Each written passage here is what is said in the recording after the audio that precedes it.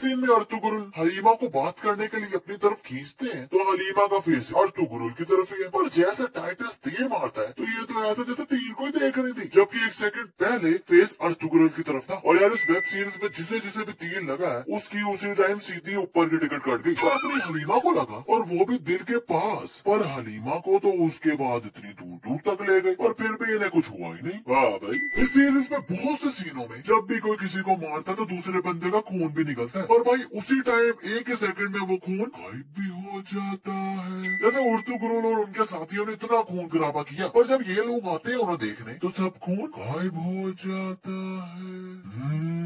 जादू।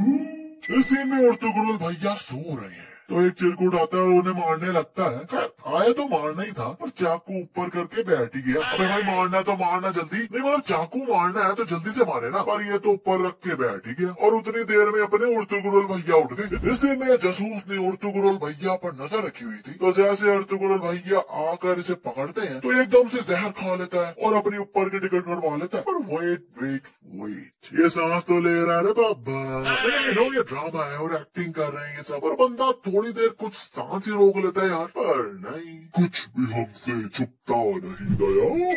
इस सीन में अर्तुगरुल के भाई के पीछे दुश्मनों के घोड़े लग जाते हैं, पर घोड़े देखो, अबे चलना, अबे क्यों इज्जत का फलूदा कर रहा है, तो मतलब इस बंदे का घोड़ा लिटरली चलने को तैयार ही नहीं है। इस सीन में ये बंदा सुल्तान को तीर से निशाना लगाकर मारने लगा है और ये सुल्तान के पीछे वाले बंदे लिटरली यही देख रहे हैं, पर फिर भी ना कुछ बोल रहे हैं ना ही कुछ कर रहे हैं। और जब ये उठ रहा है तो दूर दूर तक कोई भी नहीं है, पर जैसे ये थोड़ा भाग कर आगे आता है तो एकदम पीछे से ये अंकल आ जाते हैं, क्योंकि पहले कोई नहीं था। और यार ये अंकल का फेस देखो कि किससे मिलता लग रहा है, आई मीन ब्रॉन स्ट्रॉमैन लग रहे हैं ना,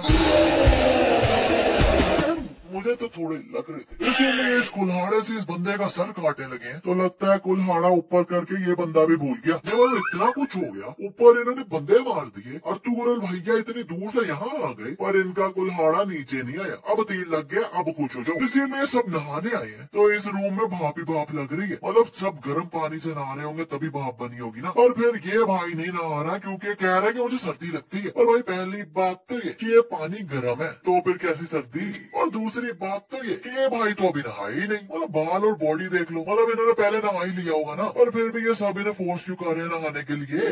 एक्सप्लेन अस प्लीज। इसी में टाइटस चुपके से महल में चढ़ रहा है तो ये पत्थर गिरता है तो इस पत्थर को नीचे सीधा गिरना चाहिए ना, और ये पत्थर तो पता नहीं साइड पर कहाँ निकल गया। और चिरकुट गार्ड चेक करो जरा, टाइटस ने इस बंदे का सर बस इस दीवार पे मारा तो ये तो उठा ही नहीं, ऊपर से इसने हेलमेट भी पहना हुआ है, पर फिर भी इतनी देर बाद भी नहीं उठा।